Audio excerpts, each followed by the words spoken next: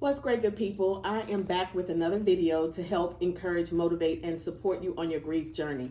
I am so excited today because I have a special guest with me. His name is Damon Williams. I'm going to let him introduce himself and just tell us a little bit about who he is, and then I'll go back into the video and what we're going to talk about today. Tell us a little bit about who you are.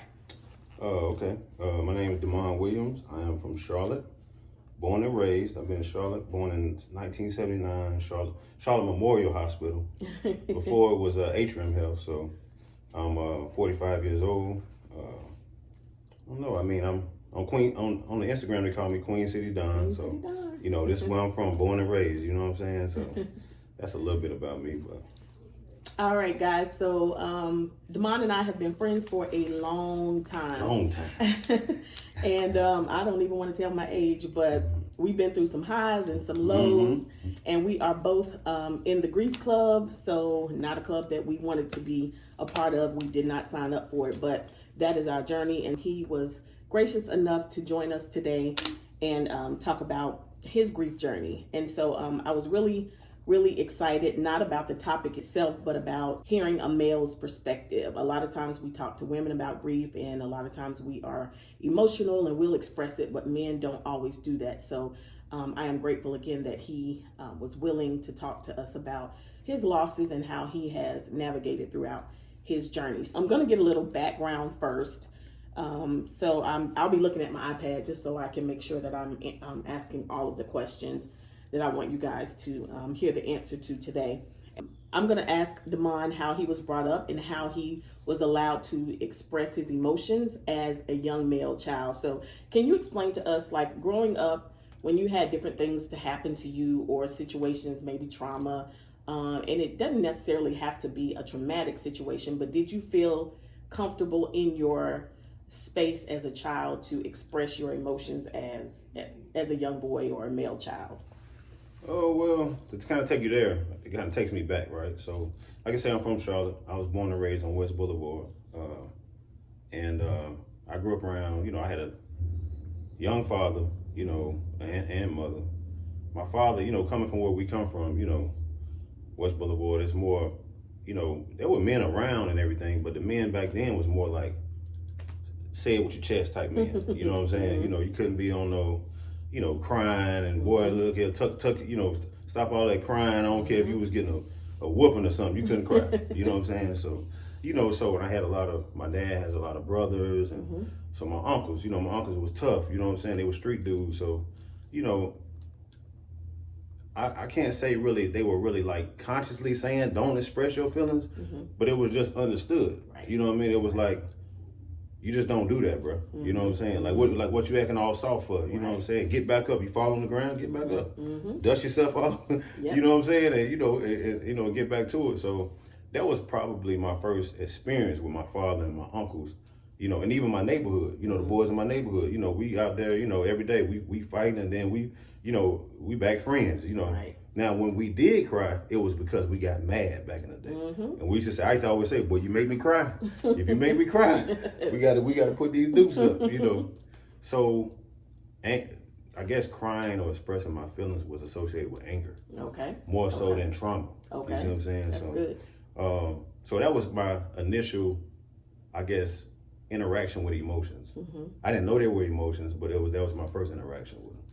Now, as far as trauma as a child, I guess my first experience was my father, right? You know, my father's always been in my life. He's always been there. But when I was 9, he ended up going to prison. So when he went to prison, you know, here it is, I have my dad that's here every day, you know. He's, you know, working, doing his thing, you know, he holding it down the best way a young black man could, you know, back then. It's back in the 80s. So he, one day, he just didn't come home. Wow. You know, and I'm like, where that at? You know what I'm saying? You know, and, you know, of course, as, you know, a lot of parents and mothers and families, you know, they didn't want to tell me, you know, exactly what was going on, you know. You know, so it's kind of like, well, you know, daddy's off, you know, he's going to a camp or he's, you know, and I'm like, okay, now, you know, some time go by, daddy's still at camp now, hold on now. Now daddy's supposed to come home from camp, at least, you know what I'm saying? Like, okay, where's he at? So I think that was the first time I really started experiencing, I guess you say, emotions as a young boy, crying, crying at night, man, I want my daddy, I miss my daddy, And he came home from actual, from being, I guess, he got out on bond or something like that. So it's probably like, I don't know the time frame. I don't know if it was weeks or 30 days, whatever the case may be, but it was a good minute he was gone. And when he came home, both of us broke down crying. When we saw each other, like when I saw him come around the corner, I seen it was my dad, we just both cried, and he wasn't trying to be tough. I wasn't trying to be tough. I mean, that was probably, like I say, that was my first experience with trauma. So I say we were taught not to cry, but when something that was out of the ordinary that we had never experienced, both of us, was able to break. And there wasn't no manhood, none of that involved. It was just like, I miss my daddy, I miss my son. So that's good. Yeah. So it was a lot to unpack there. So if you guys heard him, he said as a young boy, it was just understood that you don't cry unless he was angry. Then when his father left, he was actually grieving his father while he was still alive. So he was expressing his emotions. Now, when you were crying, were you doing that publicly or at night? Like, I was crying at home. I was more so crying at home because, late at night I started like having fears, because I'm used to my dad being there.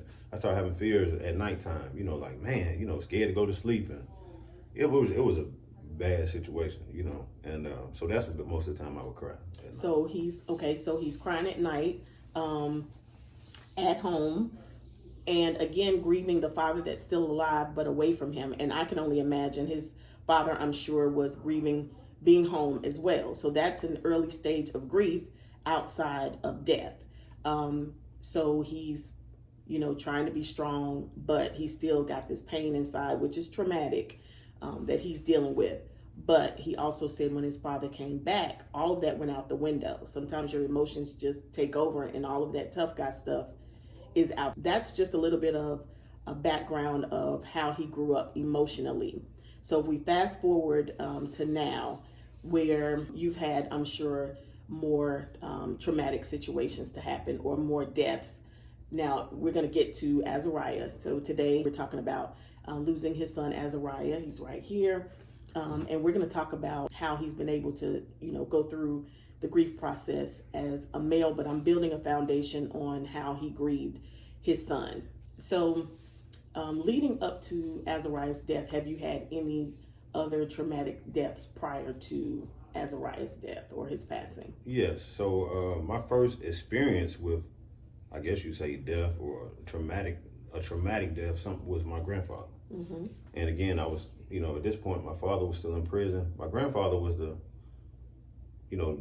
man who was a father figure while my dad was gone. He took me to get my haircuts. He took us he bought my school clothes, shoes, and stuff like that. And it was just like we were just at home, and then we got a call. Hey, Granddaddy passed out.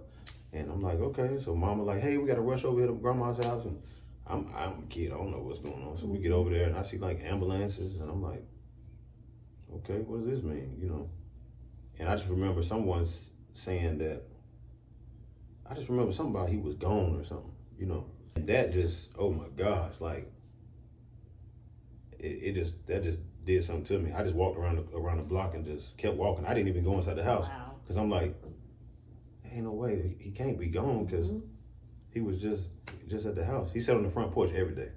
Every day I came home from school, he would sit on the front porch. He'd be sitting out there, sipping on his little juice and stuff. And man, I just couldn't believe, how could that happen?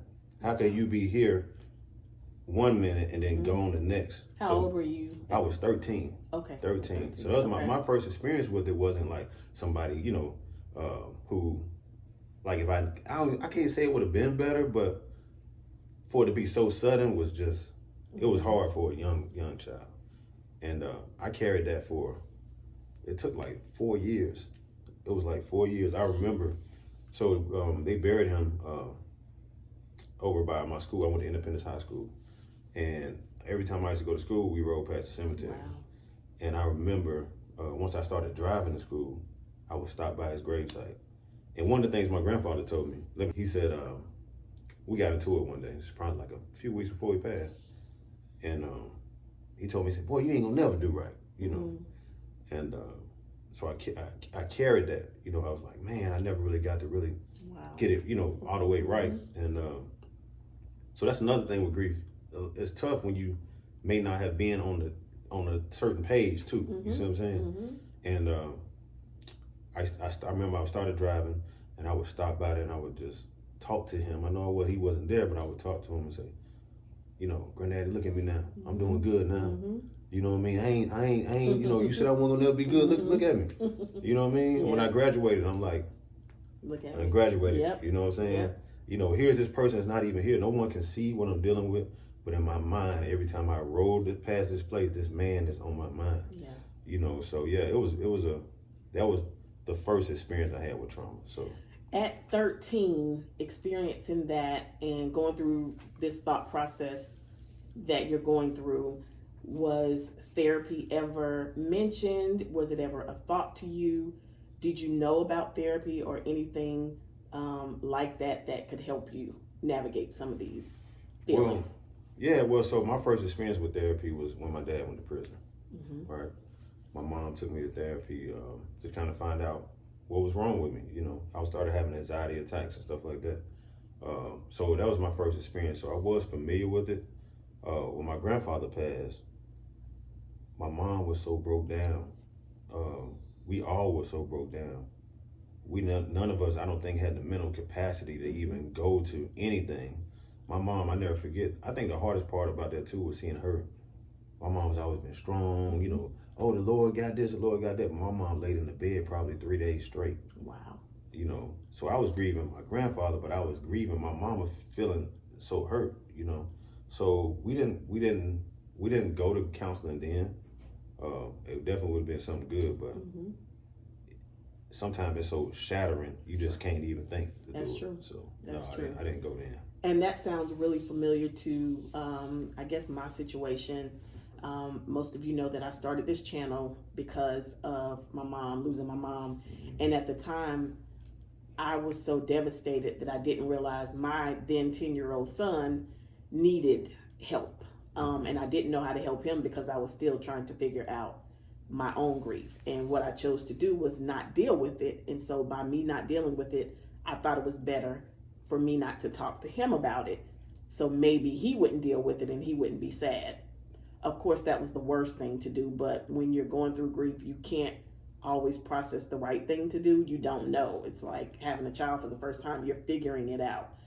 And so, like he said, you can be so shattered that you don't even know that you need therapy or you need outside resources. So I was really curious to know if therapy was a thing for Damon, because there's also that stigma that men can't go to therapy or men shouldn't go to therapy, or it looks like you're crazy or you're weak or whatever.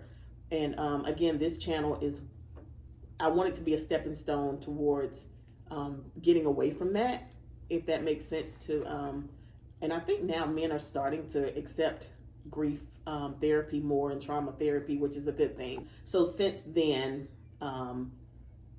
you said your grandfather was the first person, and then who was the next person? Well, so as I started to get a little older and everything, I really started getting into church, and Dad came home, so that was a good thing, kind of to help me with that grief, and things were on the up and up.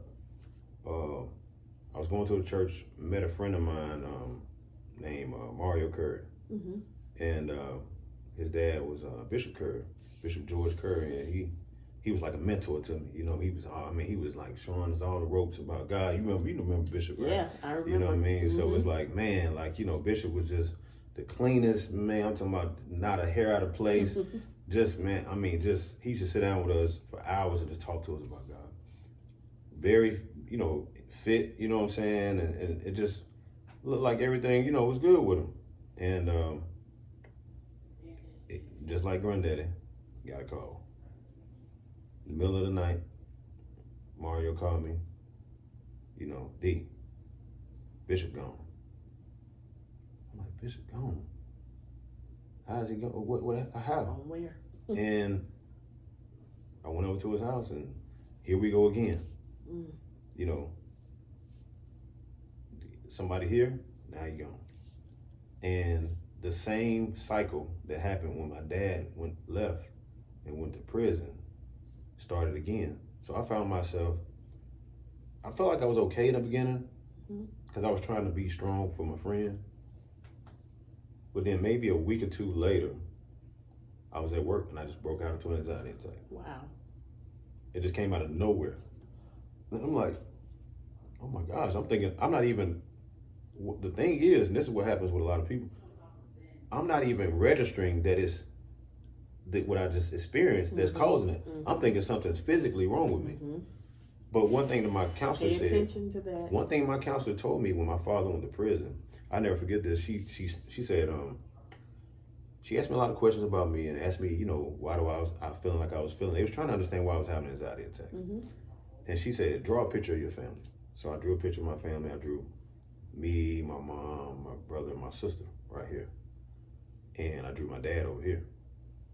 And she said, why did you draw your dad there? I said, because my dad's in prison. And she said, I know what's wrong with you. And I said, what is it? She said, you're experiencing separation anxiety. And I was like, okay, what is that? You know. So as I grew older and I realized that, it's like you said, I was grieving a father living, but it's like I was separated from him. And I had never been separated from him before. So I started having anxiety just from that. Wow. So what happened with Bishop, the reoccurrence was, now here's a person that I had here, and now he's gone. And that same familiarity came back again. Then I started having the same panic attacks I had at 9. Wow. So it re-triggered something that I had in me that I don't know if it wasn't healed or not. I don't know. But I went through 6 months of anxiety attacks after Bishop. Wow. And it started to wake up in me a fear that something can happen to me. Because I'm saying to myself, if somebody that looks perfectly healthy to me, and then I'm like, God, and this is where I started struggling with my faith walk. I'm like, God, how could this happen to this man? This man has served you. This man has walked before you. He was selfless. God, why would you let that happen? Yeah. So I didn't feel secure, you know, in God protecting me. So I started having more fear. You know what I mean? Because insecurity actually it breeds fear. Yeah. You know what I mean? So, you know, like if we get on a roller coaster, right? The reason why we're trying to put that thing across us and make sure, and we checking it 2-3 times, make sure it's secure, is because because if it's not, hey, don't run yet, because we're afraid. Yeah. You see what I'm saying? Yeah. So that's what happened to me. And now looking at it, I can tell, but back then I was in a dark place to the point where I couldn't even go to work. I had to step out of work and go on actual short-term disability, you know, from going through grief. And that was the second one that really, you know, shocked me again, you know. So, yeah.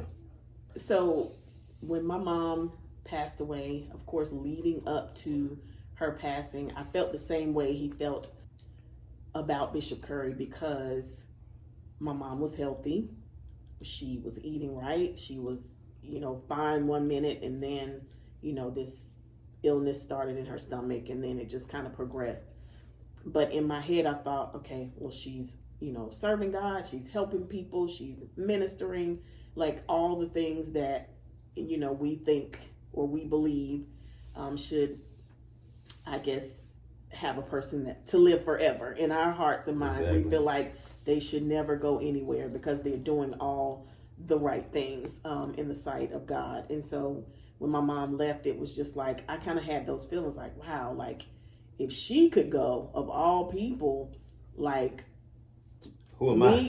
That's messing up, that's like, and so I had that fear as well. And sometimes I still struggle with that. Like if I'm driving, I'm just like, I want to be here for my kids. I don't want anything to happen to me. If something could happen to my mom, like something could happen to me. And so that's a real thing. I'm so glad that he brought that up, because a lot of people feel alone in that. They won't express it even though they're thinking it. So I know I thought it. And so for him to think it, there are other people out there that's got to be thinking the same thing. How many children do you have total?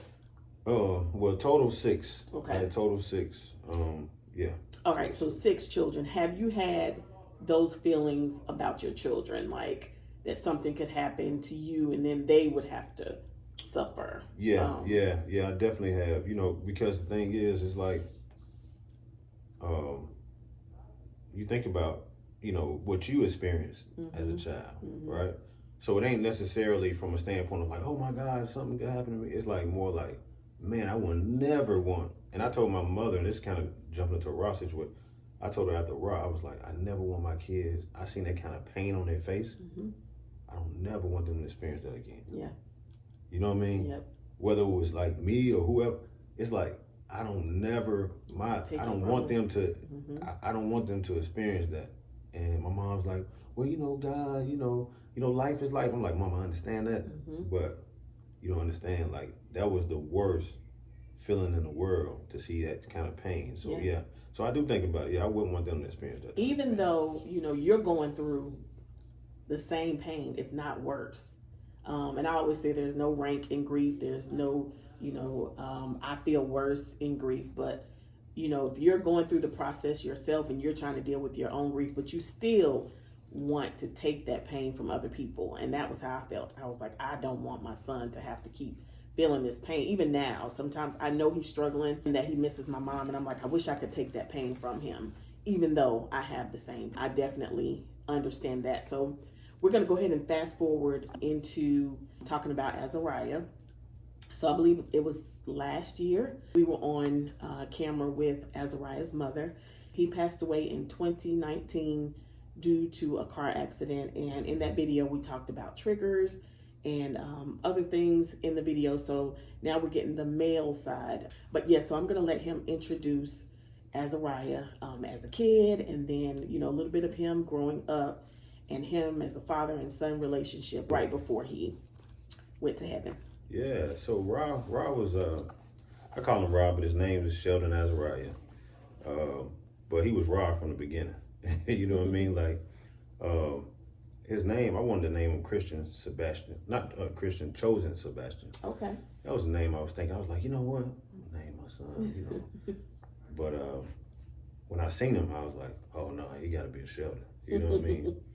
And from the beginning, Ra was just, he was just like a happy-go-lucky, tough little dude, small little guy, but, like I say, growing up, I had one child before him, Asa, and he was just Asa's little brother, him and Asa slept inside the same room, and,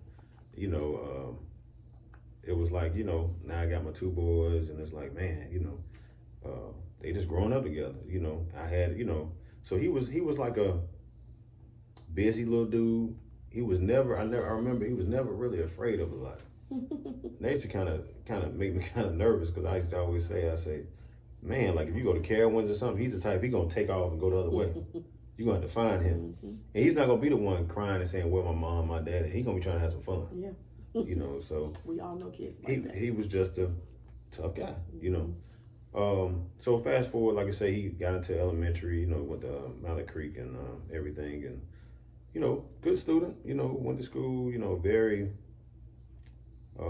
good, very athletic. He was a very athletic little guy, and like I say, courageous. I remember he playing football, and he just loved football. That was like his thing. But he was the littlest little thing on the field. You know what I mean? He out there, that little helmet. The helmet is dangling off his head, and he running. But he was the toughest little dude out there. First year I took him, he was like, I was like, oh Lord. I was like, he was tough, but he didn't catch the concept. Right. So I said, look, they like, who parent is that? I'm like, that's my child. You know what I mean? But the next year, I'll never forget, we took him out there, and they were doing some hitting drills. And I seen this kid collide with this kid. And I was like, dang, that boy hit that boy. I'm like, where's Rod? I'm looking. He's like, that's Rod. I'm like, wow. Rod did that? And from that point on, it was like he was just tough. I seen a switch from just him being that little happy-go-lucky guy. He still was that guy, but he was tough. No matter his size, nothing put him in fear, And I never forget, he broke his, I think he had broke his arm or did something to his arm. And he was in a cast. He wasn't supposed to play in the game. Rob wanted to play so bad, he started crying. Daddy, I want to get in the game. And I'm like, and coach like, man, what you want me to do? It's like halftime. I'm like, put him in there. So he went out there, and that boy went out there. He got more hits than the kids that didn't have casts on. You know, that boy was tough. So yeah, that was him growing up. Then, like I say, fast forward to middle school, high school, he was a really good kid. You know, he was still your average teenager. You know what I mean? He did what teenagers do. You know, he hung out with his friends and, you know, stuff like that. Definitely, the little girls liked him. You know, he was a little ladies' man. Now, you know, he was a little pretty boy.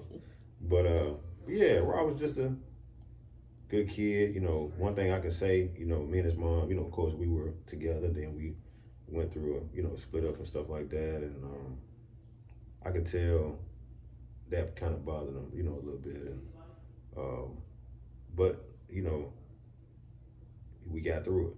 You know what I mean? Me and my wife now, you know what I'm saying, got married and pretty much teammates with his mom. You know, she would have him, we would have him. And I said that to say, you know, even through, you know, growing up and having a difference in your family style or family situation, you know, he adjusted to it. You know what I mean? He adjusted to it. However he felt, I guess, I still seen the toughness in him, but I know it had to be, you know, like a little challenge for him to get through. Yeah. You know what I mean? So that's when I started seeing like more of him, like, I ain't gonna say trying to mimic me, but I told him a lot about me when I was a child, when I was a teenager. We had two different upbringings. He grew up more like suburban, I would say, right? And I would tell him a lot of stuff about the stuff I did. So I seen him trying to do some of those things. So he did like a normal kid, trying to go down those little paths, you know, not really getting no real trouble. Yeah. But a little something. And it could have been him trying to mimic me. And then also could have been him acting out from whatever he had experienced. So. Because he was explaining was, as Araya got older, him and his former wife got divorced.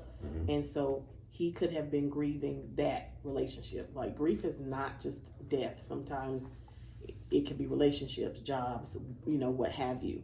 But because he was already built tough and he was fearless, he was able to work through that. Which, yeah, he was a little fireball. He was something else.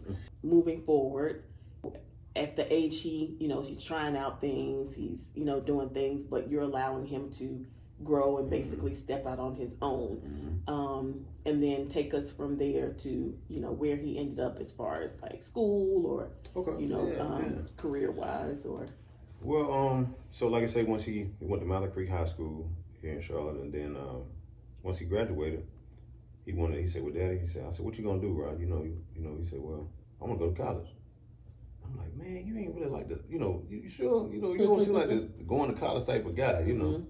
Because I always told my kids, like, do what's in your heart. You know, you don't have to go. If you want to go to college, that's great. Yeah, I support it wholeheartedly. But you know, if you got other skills or talents that you want to try out, then try that. You know, but he wanted to go to college, so he stepped out. He wanted to go, and he went to oh my gosh, St. Aug in Raleigh. And I never forget that summer. It was hard for me. You know, it was like I'm gonna say really a grieving process. I don't know. It could be. It was. But when he was leaving to go to college, I was like, I never told him, but I was hurt. You know what I mean? Because, you know, Rob was my dude. Rob was my dude, man. Like, you know, and I'm like, what am I gonna do? Like, he gone that far away. You know, I'll never forget when we actually took him to drop him off. I ain't even want to leave. You know. I was like, man, my boy gone, man, you know. And so he went off, you know, did that. But he enjoyed it. He enjoyed being, okay, I'm away, I'm getting a little bit of independence. And he did pretty good. You know, he would call every night, hey, Daddy, can you send me some money? You know, I want to get an Uber, we going to the mall, whatever. But, you know, he started to really embrace his independent life, you know, started pulling away from me. And even for me, I feel like as a parent, that's a process too. Because your child is pulling away from you, and they already pulling away from you in high school. You know what I'm saying? They ain't really want to hang as much. You want to have little, even dads be want to have like little time spent with their kids. You know, I know they had a mama and, you know, son dates and stuff. we still want to, boy, come on, let's go do this. But, they started pulling back. So he kind of was doing his own thing. I would call. I would kind of get him sometimes. Sometimes I wouldn't, I would fuss him out every time. Man, I'm calling you on your phone. You want to answer the phone, So, but he transitioned into, that he did good. He went through a period where I guess the college life got a little too fun. And, I don't know if grades started slipping or whatever the case may be. And he came home. And this is like 20, was it the end of 2018 or beginning of 2019? I think I want to say beginning of 2019. Okay. And so I said, Rob, look, man, you went down there, you tried it, you did your thing, but you got to be serious about school. But I tell you what, this is what he's like, okay, Dad, I'm going to stay home, I'm going to work. Okay, cool. So he came home, he started working, and he stayed with me. And my kids know now, I'm tough. I'm tough now. You know what I mean? Because I just want the best for them. Right. And I'm making sure you're going to work. Right, you're gonna go to work on time. I'm gonna make sure you're gonna do what you got to do. So he started working at the airport, and we would take him to work, and then sometimes he would drive. And he did it for a while. And then he came to me one day. He said, "Daddy, I want to go back to school. I want to finish what I started." That's the exact words he said. He said, "I want to finish what I started." This is in 2019, and I'm like, "Well, I'll tell you what. Let's try the community college thing. Let's just do that for a second. Get your grades, make sure you can really focus, do your grades, and then we'll try to go back." He didn't want to do that. I remember this is kind of like the summer of 2019. He's kind of like, he didn't want to do that. He was here hanging out in Charlotte with his friends and stuff, but that really wasn't really in his heart. He wanted to go back to be with his people he started school with. And I can say that's probably one of the grief processes for me is regret. That's my question. Because I regret not telling him to go back. Because I can't help in my mind but think like, man, would he have still been here? And I said, man, go ahead and go back. Because he would not have been in Charlotte at all. You know what I mean? He never would have been going where he was going at all because he would have been in school. So that's probably one, that's a big one that I deal with now. But then, like I say, fast forward, he was, because he had been in college, he was used to his independence. He used to come in whenever he wanted to, disappearing and stuff. So we had a little situation where, he started coming in the house, or not even, I'm waking up, he ain't even there. I ain't got a text, I ain't got a call or nothing. So we kind of had some disagreements. And I told him, I said, Rob, look, you can't do that. Man, I can't allow you to do that. I'm not going to allow you to do it, So this is a regret number 2. I told him, I said, son, if you can't really respect my career, you're going to have to, go to your mom's, because you can't do that around here. And the reason why I say regret number 2, because he went to his mom's, and, I'm a taskmaster, you know what I mean? And he know how to try to get over him, how he wanted it, you know what I'm saying? So fast forward, he ended up, with mom's, and this was so this happened this was like in October, right? Of 2019. So this is okay. October. And, he's doing pretty good. He ended up getting a car at the beginning of November. He got a car. A friend of mine sold him a car. He got his first car he ever had. And I was happy for him. He came to the house, got his car. I'm like, man, you own that, son. Do your thing. It was like a couple weeks later, his mama called me. She like, Rod went to Winston-Salem. He ain't told her nothing. Wow.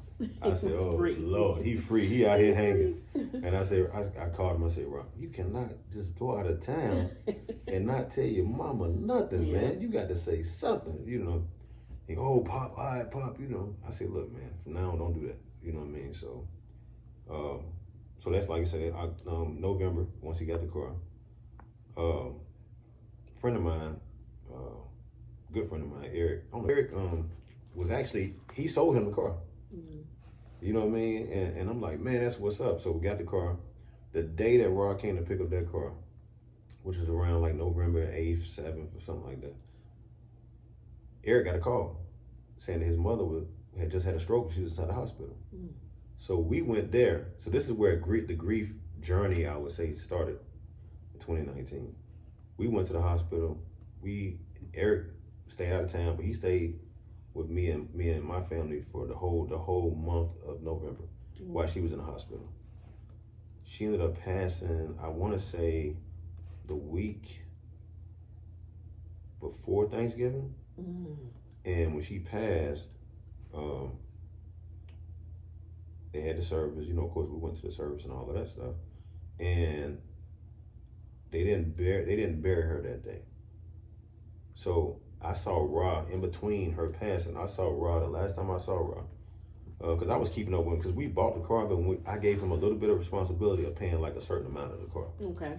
So I was calling him every week. Boy, you pay that, you send Eric that money, And that Friday, the Friday after Thanksgiving, I saw him on Thanksgiving. We had fun, went to my cousin's house, and went over there playing games and, just doing our thing. And after that, I talked to him on that Friday because he's supposed to pay his payment. So I called Rob.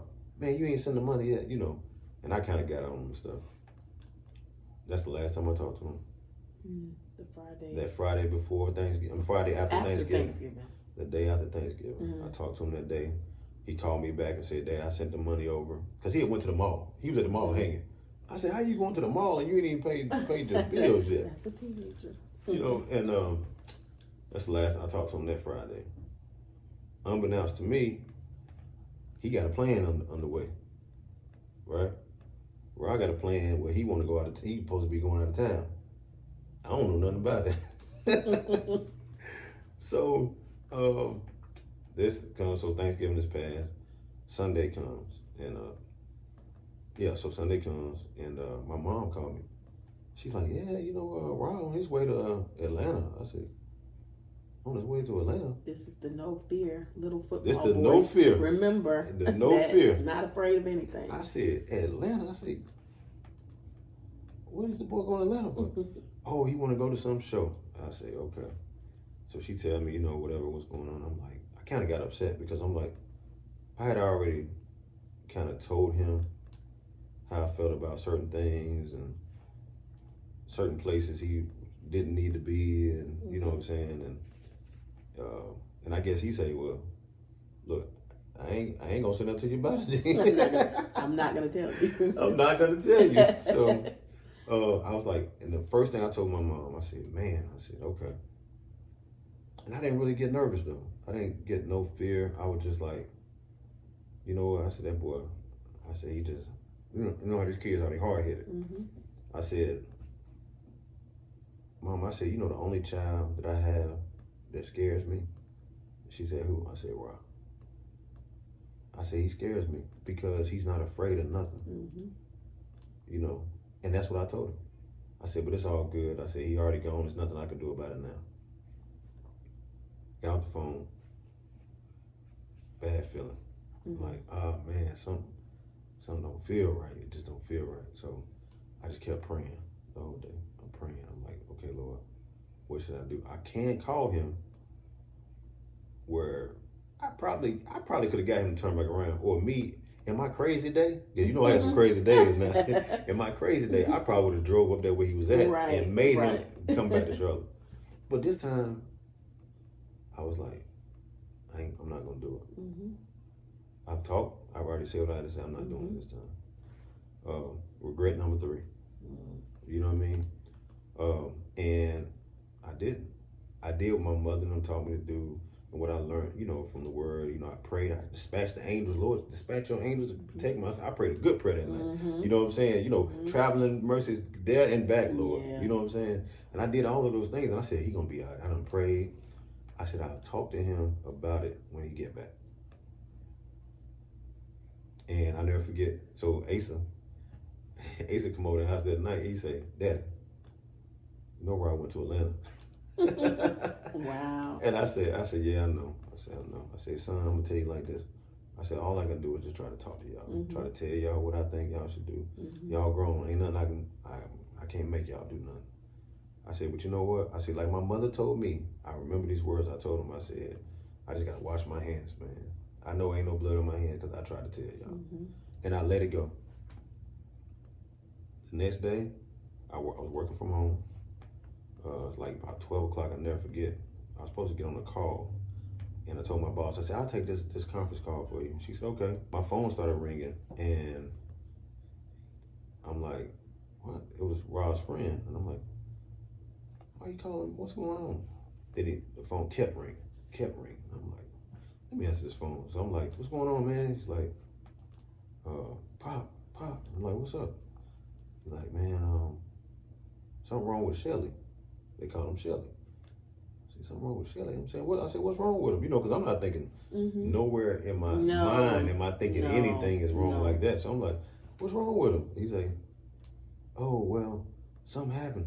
I'm thinking, okay, now I'm like, okay, hold on. What you mean something happened? Like, did somebody do? I'm thinking somebody did something to him. He's like, they working on him. I'm like, who working on him? You know, it still has not registered to me at all. And he was like, they doing CPR on him. I said, what? He's like, oh, I'm calling you back. I said, don't hang up this phone. Yeah. I need to find out what's going on. So I think the phone might have hung up. I called him back. I'm like, hey, what's going on, man? You know, what you saying? He's like, yeah, they trying to do CPR. And I'm like, what? So the officer was there. I'm like, yo, you know, let me talk to the officer. And talked to the officer. The officer told me what was going on. And then he got back on the phone. And he was like, no, he called me back. I called his mom, and I called, I think Asa, and told them, I said, something has happened to Rob. He got into a wreck. They saying he might not make it. And immediately, like, what you talking about? I'm like, no, I'm serious. Like, they say he might not make it. And from there, I'm like, I don't know what to do, you know, because where it happened, they said he was like in Anderson, South Carolina, which was like, I don't know if it's like an hour and a half, 2 hours away. So at this point, something's happening to my child, but I can't even get there immediately. I can't do nothing. My hands tied, and I'm like, okay, Lord. So I called my daddy, told him to call my wife, call my friend, because Eric had just buried his mama on that day, because she didn't get buried the day of the funeral. And he like, no. So long story short, we ended up getting word that he actually passed. And the first feeling that I had in grief was anger.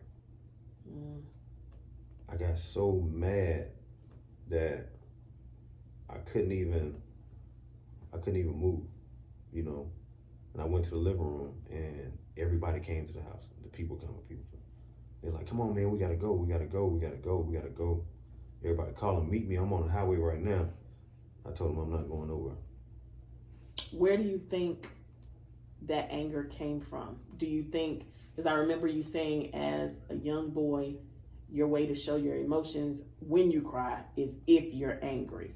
So do you think any of that has anything to do with that, or what made you angry in that space? In this space, I was angry with people because I felt like I had been trying to keep him away from something for about a year, you know, and I kept saying I didn't want him around certain, you know, places and situations like that.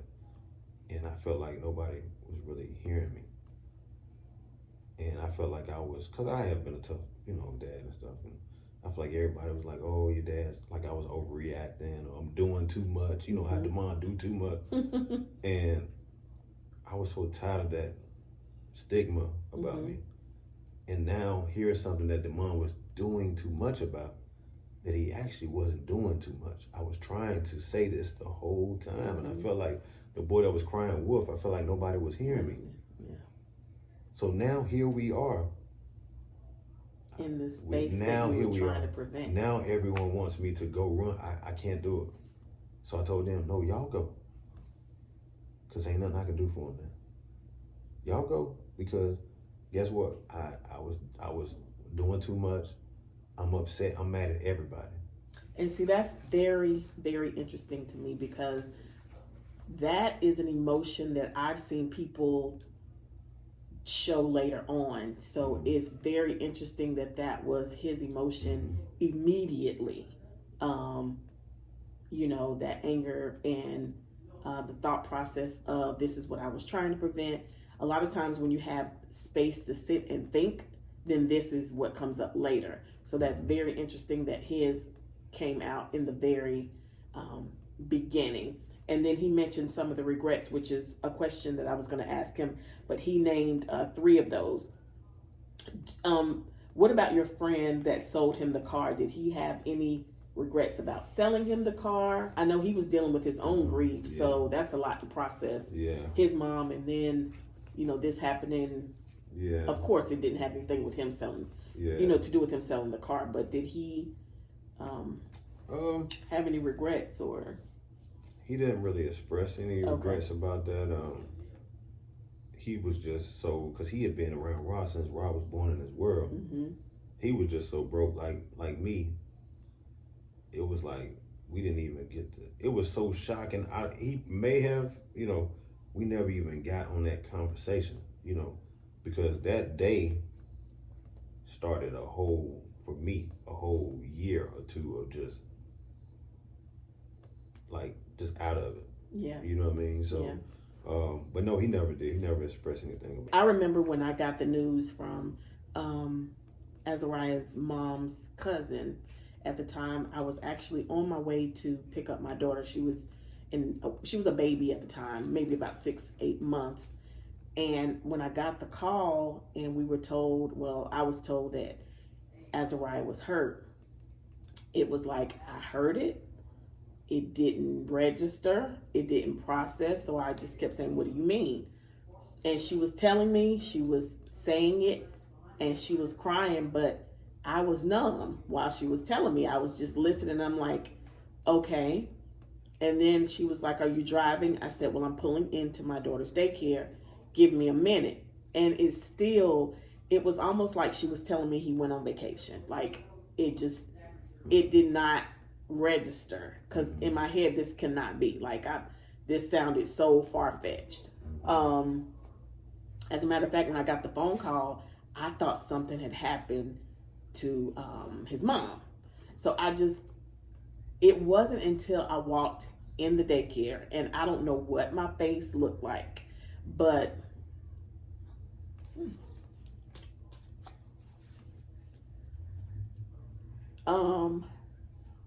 I remember the lady in the daycare at the time, she was my daughter's teacher, saying what's wrong. And that's when I knew my face must have been distorted. And I said, I just got word. And I basically, once I said it out of my mouth, that's when it became real to me.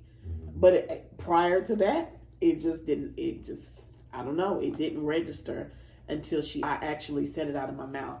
And when I said it, I broke down, like in the daycare. Mm-hmm. And she just hugged me and squeezed me. And she was, you could have never, in life told me that he wouldn't be here. Even to this day, I still just pretend like he's still going to college. Like, I tell myself, that's just sometimes how I process things. I know he's in heaven, but sometimes I'm just like, that's how I process it. But I will never forget that day. As a matter of fact, I think my sister and my brother got to spend some time with him a few days prior to, and I didn't because I was working. So they were just telling me, the good time that they were having or whatever. And so I regretted not being able to be there to see him for the last time. As a matter of fact, my brother hadn't seen him in years. And it was just ironic that he was there that day to be able to hug him. They talked about careers and everything. And so that left a stamp on my brother's heart. Anyway, I was trying to avoid that. But that day, I will never forget. It was just unreal.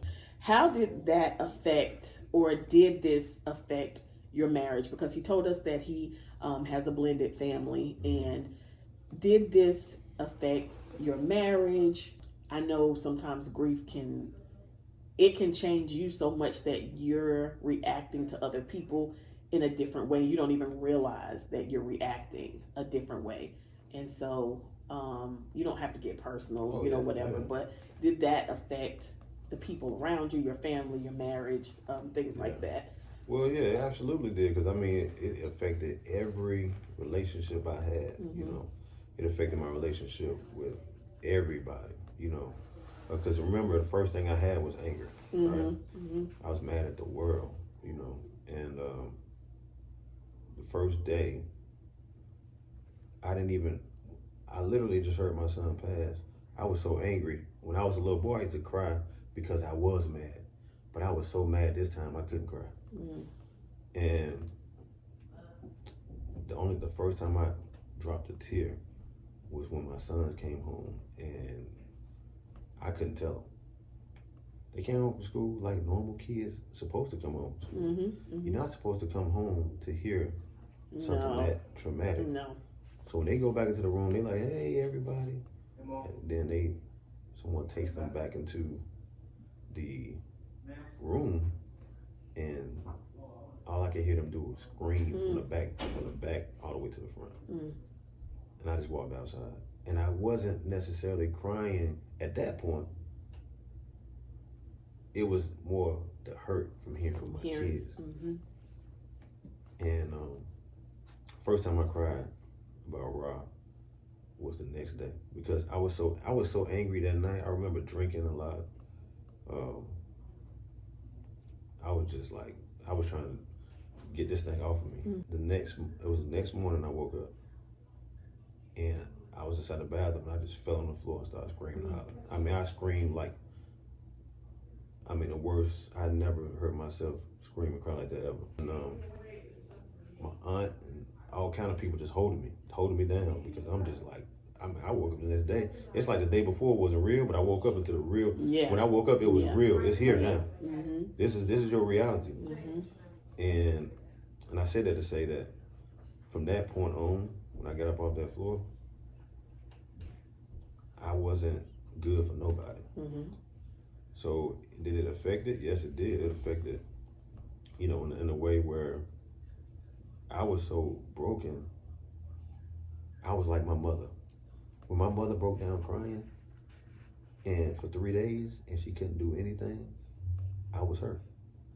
Because now, guess what? I'm not good for nobody. Yeah. I don't want to get out of bed. I'm stuck. I don't want to eat. I don't want to go to work. I don't want to do nothing. And so it affected it in a way of where we started to, I was grieving in a place where, here it is, you have this person who is who they are, right? Normally, whatever. Now you have the person totally a fraction of who they were. Yeah, for sure. I can, even from a grievance standpoint, I can't really help with, the kids, nothing, and I know they had their grieving process, but I was grieving so hard, I couldn't even help them. You know what I mean? So here it is now, my wife, she's trying to deal with them, trying to help me. You feel what I'm saying? And I'm just like, you could have just, I was like, literally, I was probably like I was mentally gone. Right. So you talk about like a disability, like I literally probably was in a disabled standpoint. So I was no good for I'm pretty sure for her or anybody, at the time. So it did definitely affect the way things were, with us, or even with the kids,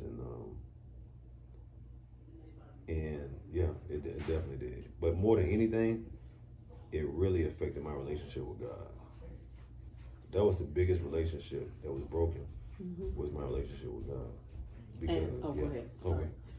That was one of the things that I had a fear of, was one, mentally checking out, because I knew that I needed to, still be around for my children and everybody else. And I had to keep repeating to myself and praying, God, don't let me lose my mind. Don't. Because if you literally sit there and think about never seeing that person in the physical again, I think it would take a split second to,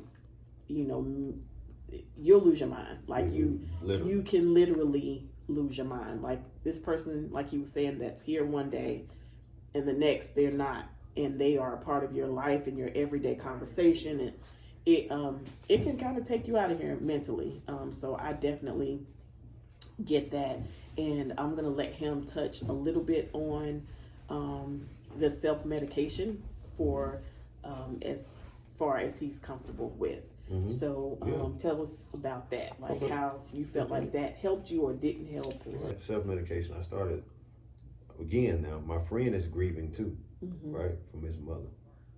So now this happens. Now I'm like, give me a bottle. If you give me a bottle, I can try to, get myself, I don't know, I just need something to numb me, to take away this pain. And I remember that was a Monday, and his funeral was on that Sunday.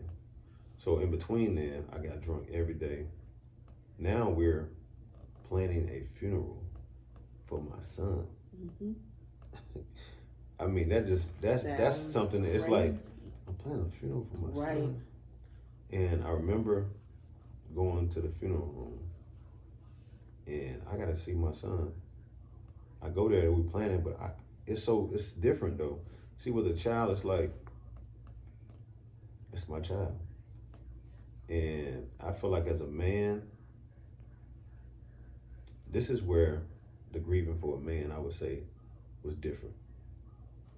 That little boy who was taught to be tough by his uncles and his daddy came back to see me. And it's like, I gotta deal with what I gotta deal with.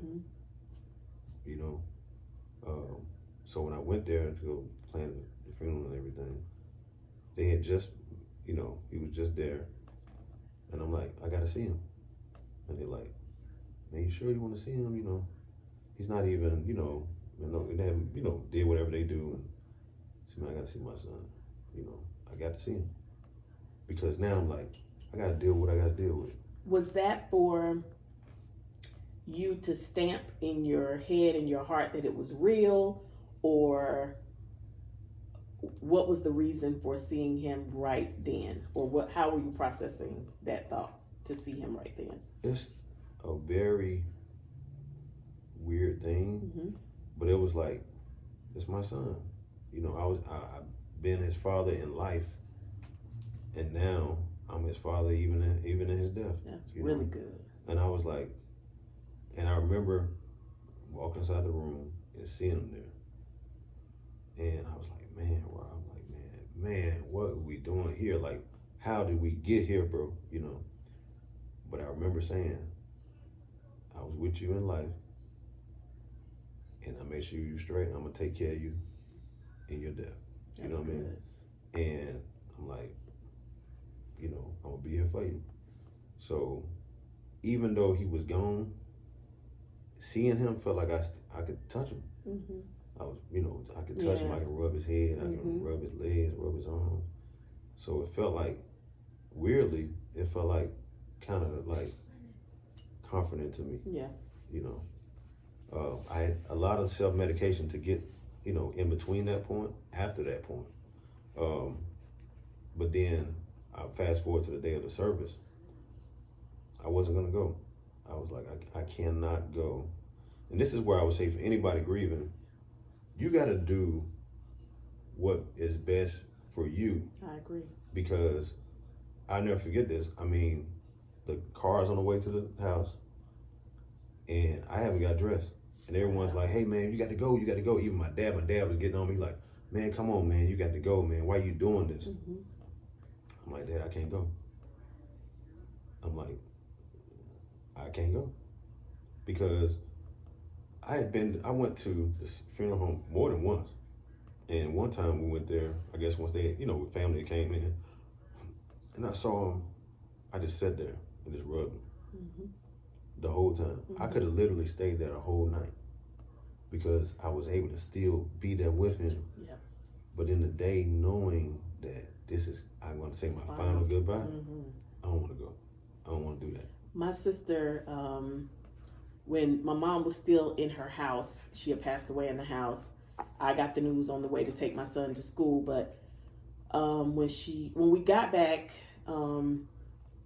so quick, I'm gonna make this really quick because I don't want to make this about me, but I had gotten my son dropped off so that he wouldn't have to come back and see the trauma of my mom laying there. He didn't want to see that anyways. When I got back to the house, my mom was still semi-warm, so it was kind of, fresh. And we were able to touch her. She was starting to get cold, but she was still semi-warm. Her skin was still pliable, so to speak. So I was able to kiss her. Of course, I was crying and all of that. And then when we had to go to the actual funeral home to see her prepped for the funeral, my sister refused to go. And people were upset with her. And she was like, I don't care. I want to remember her skin being warm. I want to remember the last time I saw her face that day. I don't want to go see cold skin. And she didn't. She rode with us there, but she didn't come in. And people, tried to get her to come in, and she said, I don't care. I'm not going in.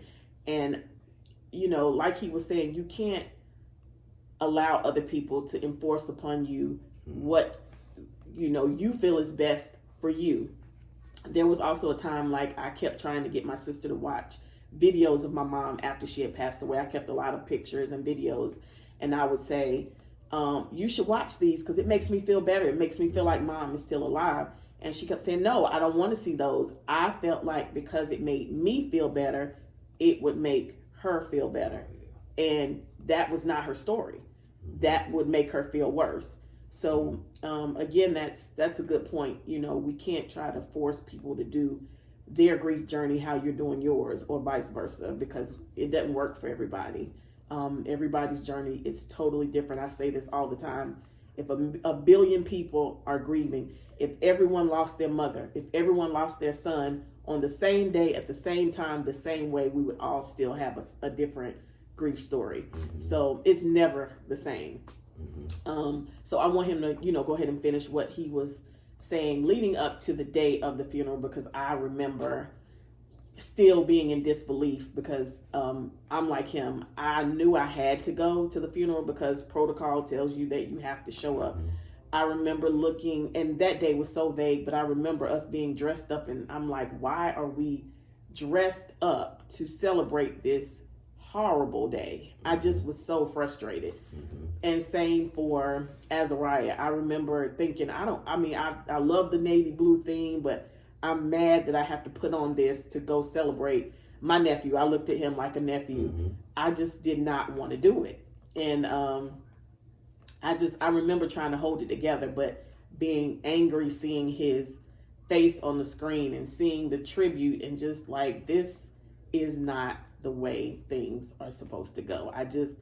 And then honestly, I think the time that I broke down the worst was when I saw him on the screen. Of course, when I walked up to see him in the casket. And then I remember when you broke down that was it. I mean, because I think we had seen you kind of calm up until then. I hadn't seen any emotion out of you. So when you broke down that day, I think may have been toward the end. That day is kind of like a blur. That just sucked all the life, out of us that day. So it's just, it was unreal. Yeah, it was a crazy day because, the thing about it is and this is one thing I want to touch on before I go back into that. People like to say, and I know it can be unnatural, right, for a parent to bury their child. And they'll say, well, it ain't the same. Like you said, you losing your mother, that is, I don't even though I lost a child. Yeah. I don't want to say fear, but I ain't gonna say I kind of. I know. I have no idea what that feels like. It's different. And my heart, my condolences to you. Thank because you. I'm gonna tell you something. Just touching the mama real quick. I love your mama.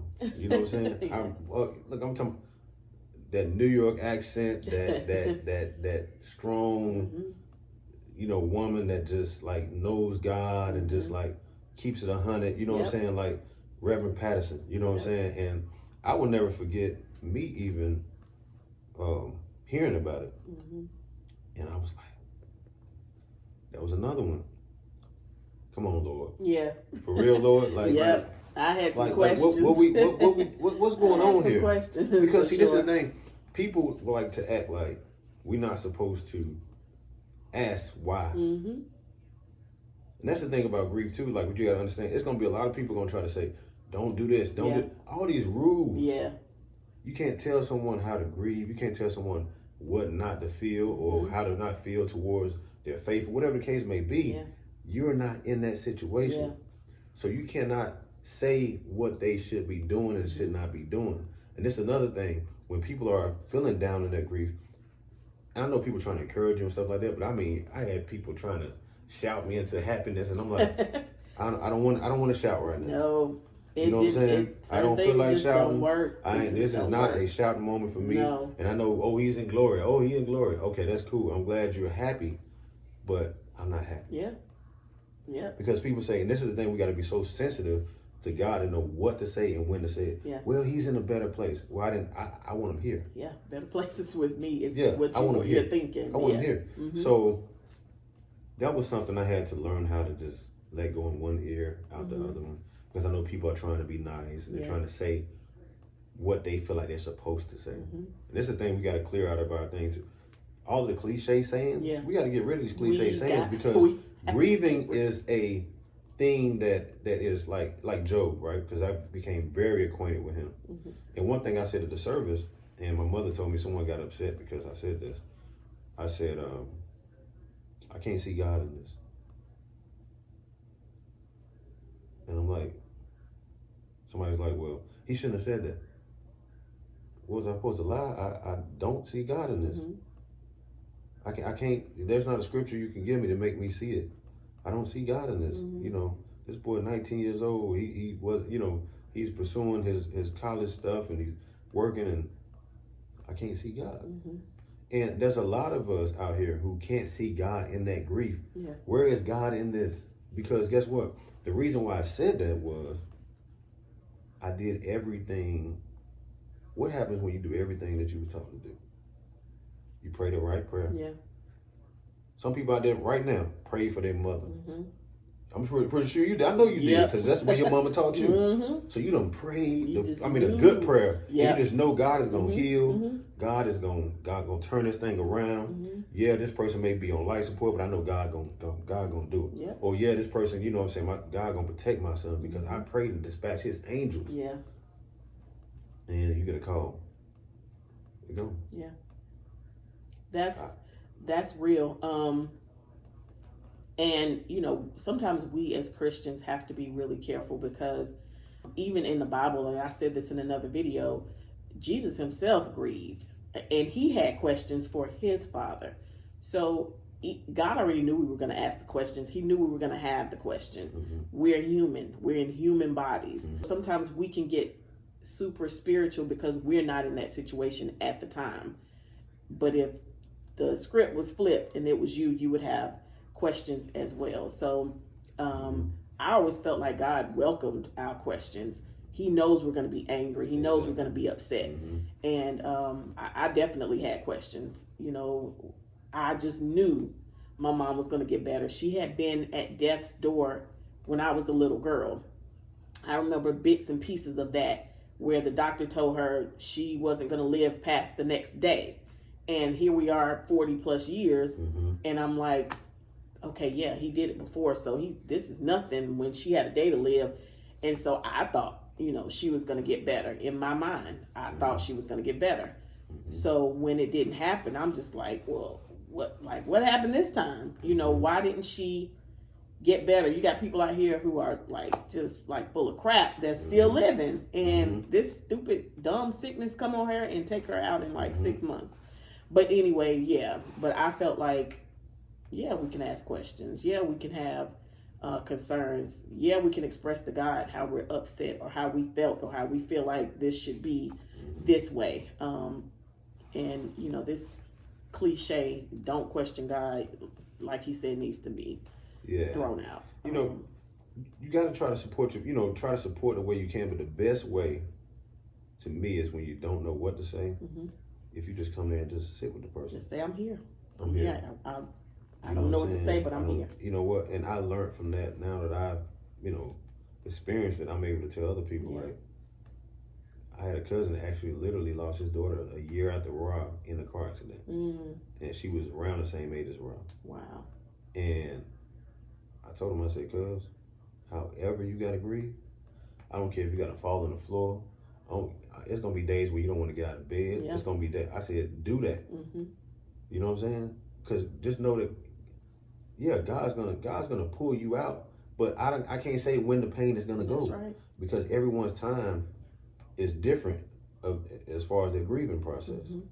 And I just told him, I said, just do what you feel. He called me some days, cuz, man, I'm just mad at everybody. I don't want to go to work. Well, okay, it's cool. Stay in the house.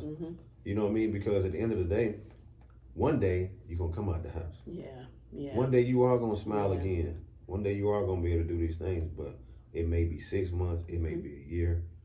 For me, I don't think I genuinely smiled to probably maybe 3 years later. Wow. You know what I mean? It took me a long time to really have a real smile. Genuine. Yeah, I was gonna say. I wasn't. Because you could put on airs for people. Yeah, I would, go places. Of course, because I never want to bring no one's mood down or their celebration. Right. But you got to realize, okay, we're going to celebrations for people who are celebrating their child turning 20. But mine won't never turn 20. Yeah. And 21. Yeah. And 22. And graduations from college and even graduating from the school he went to. I'm excited, definitely happy for my friends and family. Yeah. But then I'm hurt at the same time. Because it's a constant reminder of what I don't have. Yeah. I won't never have a grandchild from him. I never get to see him, get married or none of these things. So as I go to these celebrations, I'm like doing the, I guess, smile for the camera. Yeah. But on the inside, boy, I'm hurt. I'm hurting, but I'm trying to put on for my boys and my daughter, I got to try to put on as much as I can for them. Because I think that's the one thing, and God bless any parent who has lost a child who, or lost a parent, and they're like, it's just them and that parent. Because when you lose a child and that's your only child, man, my heart goes out. Because what kept me going was the children I still had. I knew I had to be strong for them. Like you said, with your son, like, if I lose my mind, then what is he gonna do? Right. So I started thinking, like, now the first year I was no good for them. But eventually I started thinking, I got to survive because I got to make sure they're good. So that was the strength that I pulled from the father inside of me, and I made sure, but I had my days when I worked from home and they wouldn't see me cry. I don't even know they even seen me cry since then. My car was my space. Yeah, I would cry. I'm talking about, I'd sit right at this desk and I would be literally on the floor. Because what do you do when you're seeing so many things happen around you, but you're not able to celebrate them with the person that you love, right? And the person that's gone. Yeah. I never forget. I had got this new job. Right, this is like October, and me and Rob was talking. I said, Rob, we on now. I got a decent little raise and stuff, and he said, all right, Pop, we good, but I never got to celebrate it with him. Yeah. I never got to. So we, end up purchasing another home, and my family was happy, my wife happy, my kids happy. I ain't happy. Because you wanted him to. I'm sitting here like, man, my heart empty. None of this it's almost like Ecclesiastes. It says, vanity is vanity, and nothing means nothing. Yeah. So people are like, oh boy, you got this, or it's like, man, you had no idea. The thing I feared the most happened to me. So I live a fraction of who I was, and I try to make people happy. I find my happiness in seeing other people happy, because unfortunately, true happiness for me, like fulfillment, I don't know if I'll have it again. Yeah, I feel like there's you and this is my opinion, Mm-hmm. there's you, that's the whole person in God. And then I feel like there's you that's, like he said, is a fraction or a piece of who you were, because a part of you is that person that was missing, and because that piece is no longer here, you're not a whole person. Not a whole person, yeah. I wanted everything to stop. Like, I remember my mom passed a few days after Mother's Day. So we were already kind of sad on that Mother's Day because she wasn't able to do anything, you know, that she would have normally done. She was barely even here. But that next Mother's Day, I remember thinking, how are people still celebrating Mother's Day? Like, we're actually going to have a Mother's Day and my mom is not here. It did not seem real to continue life. Like, you're stuck and you want everybody else to just stop for a minute and give you a minute to catch up. But that's just not how, of course, life is. So you're not whole, like, in the person that you were. I still feel like there's a void because I can't go to certain people and get the advice that I could get from my mom, or the love that I got from my mom. And then the love that I wanted to give to her, I can't give to her. So it's, you know, it's stuck. But of course, you know, we are whole in God. There's nothing missing, nothing broken. But the human side of us, there is a fraction of, you know, who we are left after we lose someone. So that's a great point to express. And so I was going to ask you who your support system is. What does that look like? Do you have outside resources now? Do you continue therapy? But who supports Damon? I know you said you're happy seeing other people happy. That makes you happy. What is do you have another support system? Well, so what I did immediately was felt like I was in a new fraternity that I had never been a part of before. I'm now part of this small fraction of people who have lost a child. Yeah. And I didn't know what to do. So I reached out to some friends of mine who unfortunately had lost. I knew several people that lost their kids within a year or two before Ron. And I'm like, what do I do? So I think the first thing was just finding somebody who had experienced the pain that I'm experiencing, because I don't know what to do. What do I do? So I called a friend of mine and I said, what do I literally said, what am I supposed to do? Because I don't know if I'm going to I don't know what to do. My life is kind of like pretty much over. Yeah. And I remember she was like, get into some grief programs. There's some programs out there. She told me about this thing called Mourning. And I think it's not just for parents that lose kids. I think it's for like anybody. I think it is. Yeah, lose any person. So I went to Mourning, and I'm like, I need some help. You know, I'm like, I literally sat inside the lady's office and I just told her how I felt. And then she set up another appointment. I came and met with them again. They have some group sessions as well. I didn't go to those, but I got a counselor. And I just started going to counseling. That's you know, so this good. is now mind you, COVID hit literally months after Roy passed.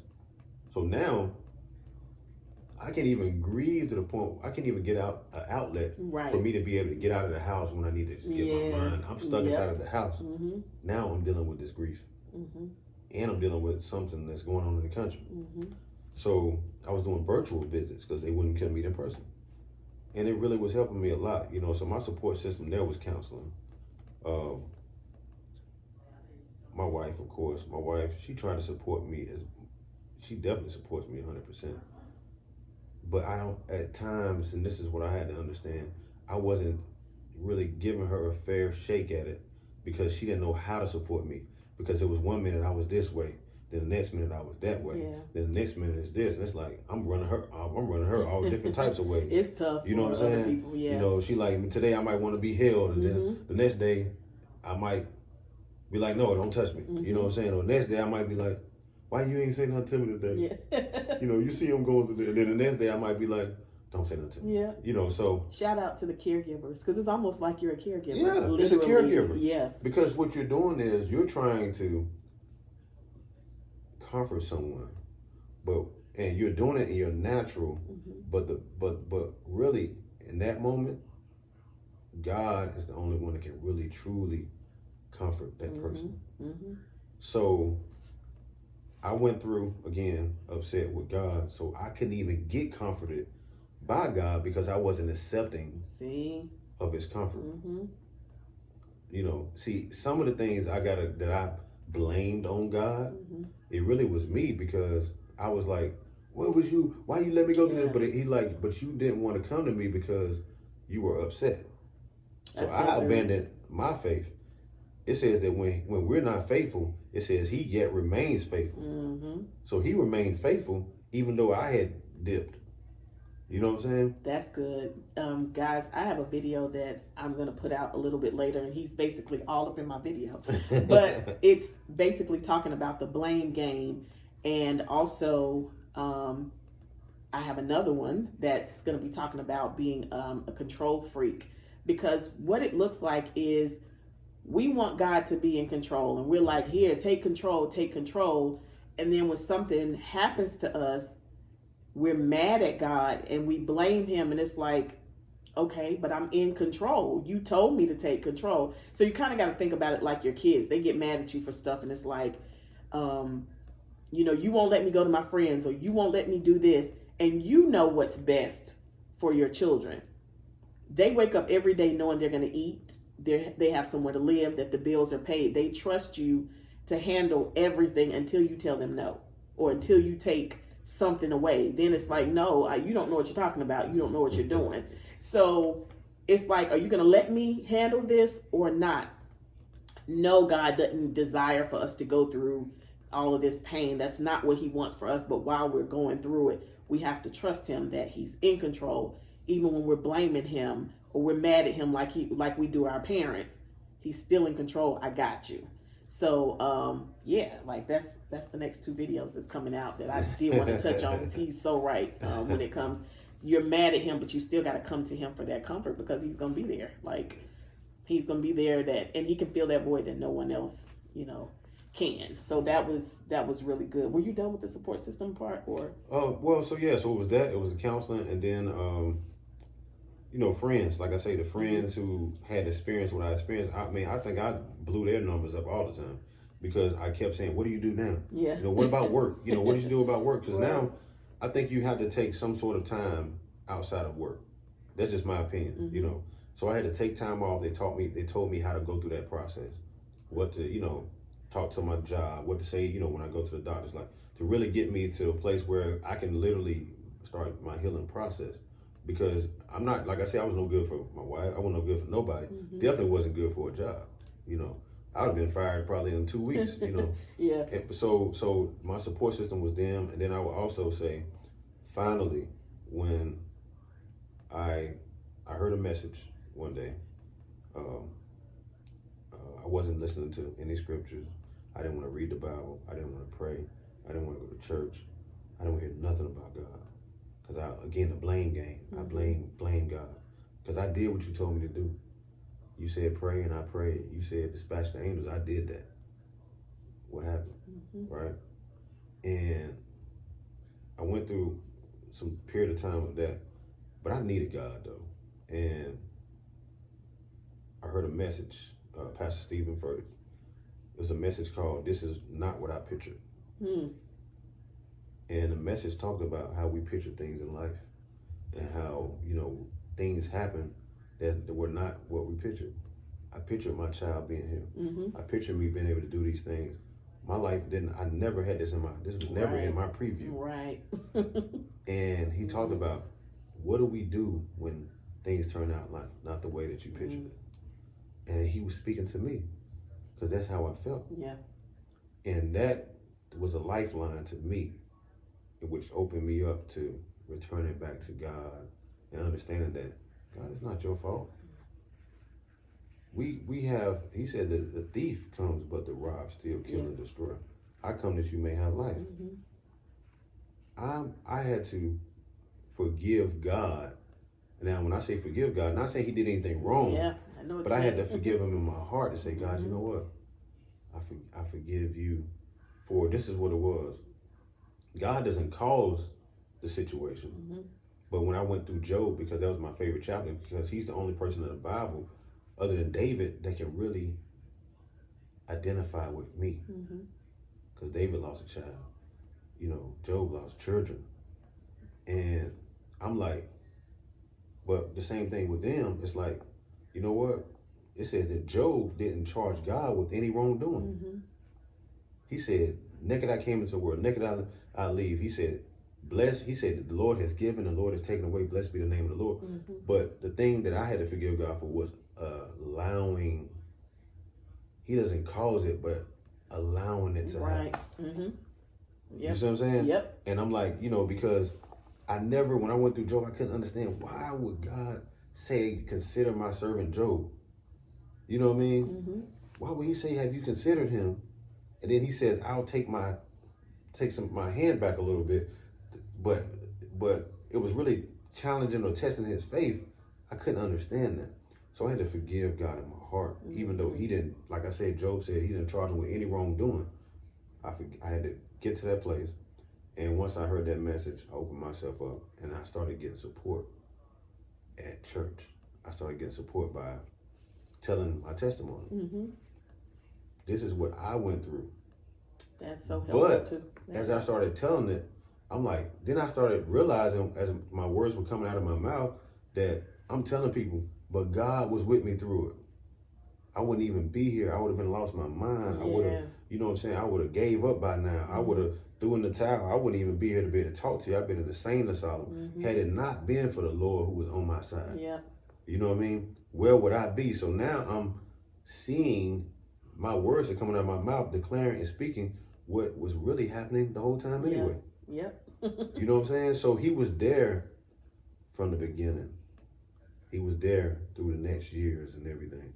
So my support system became counseling, church, God. But God being the ultimate one, because when nobody was around, when nobody had to pick me up off the floor when I was crying. That's right. You know what I mean? God put his spirit in me mm-hmm. for me to get up off the floor. Mm-hmm. So when my kids and my wife come home, they got a man who has been touched by God, mm-hmm. who's dealing with grief. But what happens is now I can say, hey, baby, how you doing? How was your day today? Mm-hmm. Oh, kids, how your day today? Yeah. Okay, you going to take you to practice? Let's go to practice. Mm-hmm. And we doing this and don't even know I got dry tears in the corner of my eye. You know what I mean? That's good. So he breathes breath of life. He gives life. So what he did was he continued to give me that life so that I can now start to be what I need to be. Yeah. I was able to go to work and perform and do all these things with the same mind and the clarity. That's so true. Because God stepped into the room, So I say this, we got to let him in, mm-hmm. even though we may feel away. And don't get me wrong, a lot of people go through it, but let him in, crack the door. Mm-hmm. Just leave a little crack for him to come in. Mm-hmm. And when he comes in, he's going to give you the strength to get up off the floor. Don't lay on the floor now but he's going to give you the strength to get off the floor. Yeah. Cry, he's going to give you joy to wipe those tears. That's true. You know what I mean? So do all of those things. So that was my biggest support. I would say if it wasn't for God, even though I was mad at God, if it wasn't for God, we wouldn't even be talking right now.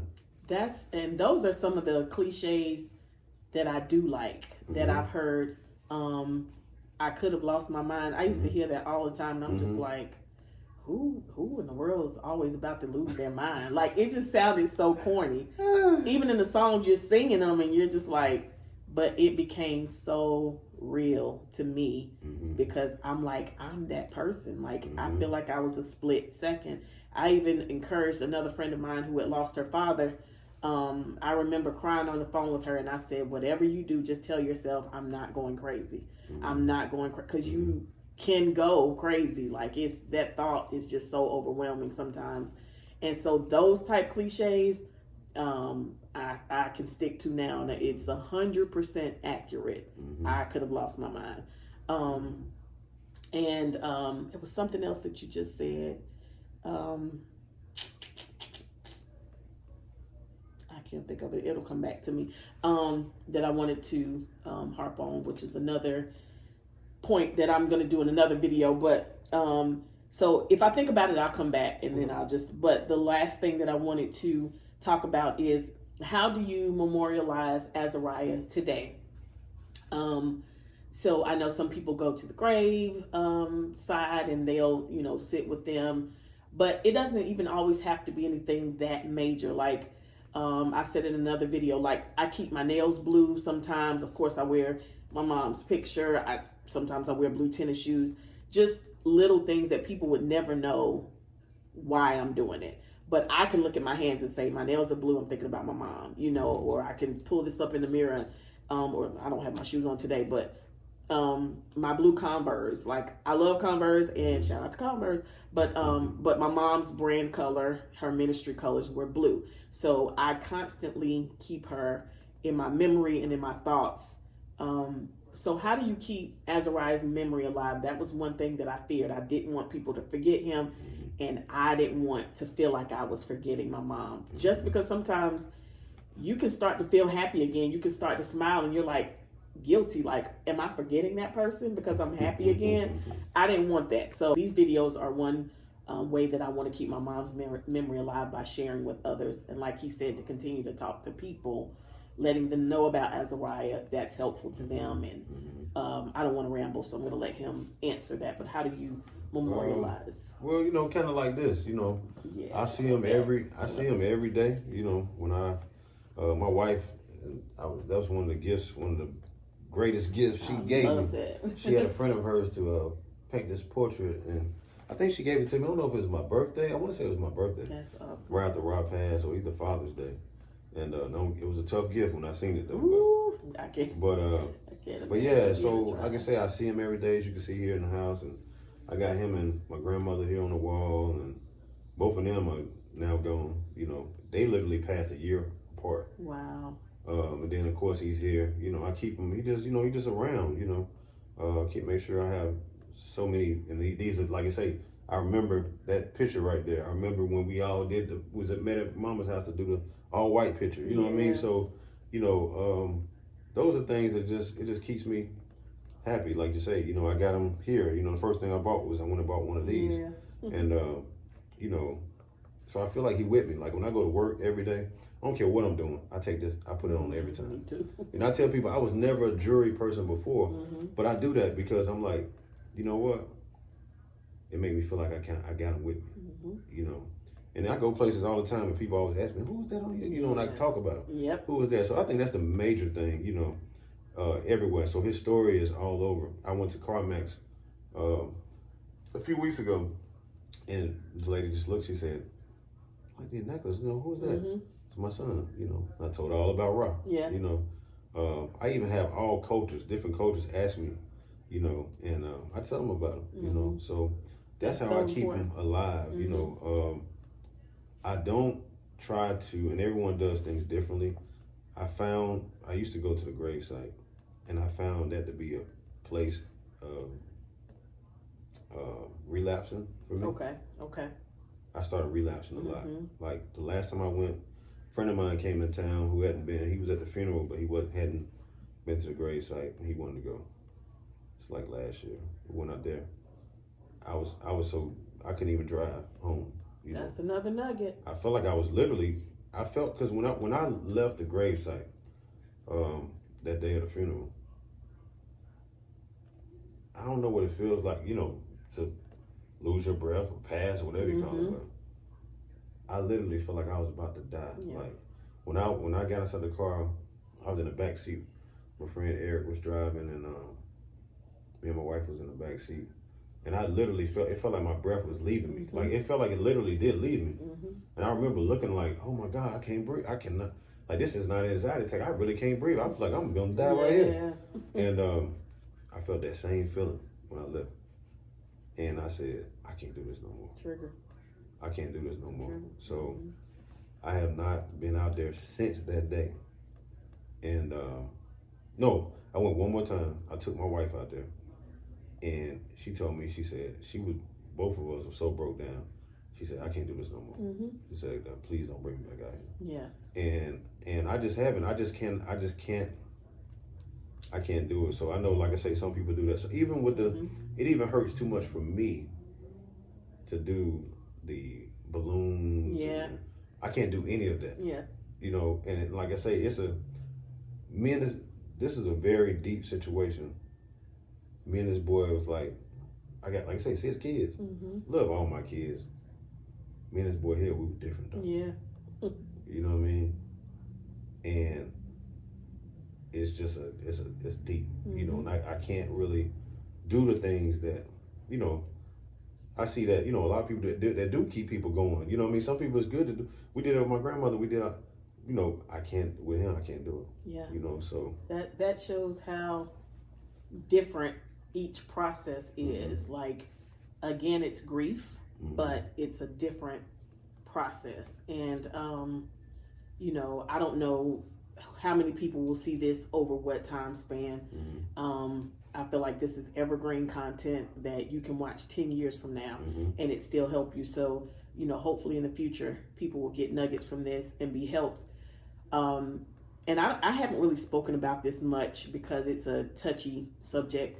Sometimes after grief, you go through issues with your family, which causes grief to be worse sometimes. And I know people had questions about how we chose mom to, you know, handle my mom's after life situation, which was discussed, you know, via her husband, who, you know, helped to make the decision. But I remember his dad, my dad's dad, was the first funeral I had ever gone to, and we were close to him. And I still to this day remember being traumatized watching my granddad go in the ground. I just felt like, how do you put somebody that you know under the ground? That was my thought process as a kid. And so from there, I just never wanted to see anybody go in the ground. So I would avoid burials. When I would go places, I hated going to burials because I just didn't want to think that way. And so it was kind of the same for my mom. Once we had a discussion, you know, with my dad, like, how do you want to proceed with this? And his thought process was actually like very similar. Like, I don't want her to go in the ground. So people got upset about that. But again, it wasn't their choice. So you have to figure out, you know, what your situation is. But I do know that visiting the graveside would not have been something that I would have done continuously. Like he said, I probably would have like relapsed, or just, it would have taken me to a sunken place. And so when people try to pressure you to, oh, go do this, go add flowers, or go to this balloon release. I literally just did a video a few weeks back about if you're introverted and you're grieving. If you're a person that's introverted and you don't like the balloon releases, don't feel forced to go. You don't have to go. Like, you can celebrate, like how he just said, you know, you're wearing your necklace. When people come up, if they say something and you want to talk back, you can, but you don't have to go to all of these places or do things the way people think that, you know, you should do it. You know, how you memorialize a person is specific to your needs and what you need at the time. I'm going to go ahead and wrap this video up. It's been, you know, wonderful sitting here talking to Damon, getting all of these nuggets and this perspective from a man himself that's showing his grief journey, that was very open, very transparent about how he grieved his son, Azariah. We will forever love him, never forget about him. We will let his memory go on and on. I know this won't be the last video. Hopefully, we know we can do more in the future. Yeah. So I'm going to let him end the video. He can tell us whatever he wants to tell us. He can close this out with whatever, you know, he wants to say. Guys, thank you for listening. And remember, before he closes this out, if no one told you today they love you, remember, first and foremost, God loves you, and so do I. All right, you can take it away. Yeah, so what I would say is, you know, when you're experiencing grief, understand the fact that, you know, this is not something that God or Jesus himself, it says that we don't have a priest that has not been touched with the feelings of our infirmities. So one thing about it is, you know, I'm upset and I'm going to God, but God understands, because at the end of the day, you know, he experienced the same things like how we experienced. You know, God so loved the world that he gave his only son. His only son. Remember, I said I had 6 kids. He gave his only son so that we could, I would have never given my son for the world or anyone, but he did. Yeah. And not only did he do that, he understands our pain, he understands our grief, he understands where we are, he understands our anger.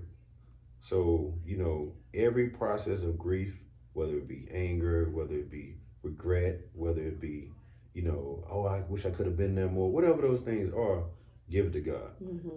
You know, because God knows, you know. I mean, they say that when Jesus was on the cross, that they said that it was almost like God had turned his back. He said, my God, or my Father, why have you forsaken me? And a lot of times we do feel forsaken in our grief, you know. He was grieving the call that he had on his life, you know, the pain that he had to go through for those things to happen. But he felt like God had forsaken him. And sometimes we feel that way. But there is a resurrection. There is life after trauma. There's life after grief. You just continue to do the things in the spiritual and naturally that you got to do. Whether it be counseling, whether it be the support system, as you were talking about.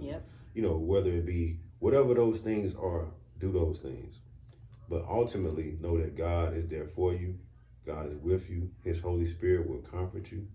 And have a good support system, good friends around you. Find people who've experienced what you experienced. You know, there's nothing wrong, men, with being vulnerable and saying, I'm hurting.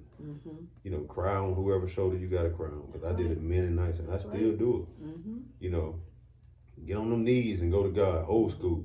You know, I need D.O., I need it every hour. You know what I mean? You know, so at the end of the day, don't be too big, too macho, too manly to deal with, you know, your pain. Ladies, men deal with pain too. That's right. Men hurt too. He may not be expressing it. He may not be saying it out loud. Ask God to show you and give you a burden or not a burden, but give you a sensitivity to what he's experiencing so that you can be that help for him to get through those times. If he experienced whatever the loss may be, even when he seems like he's okay, ask God to give you sensitivity to know when he's not okay. That's right.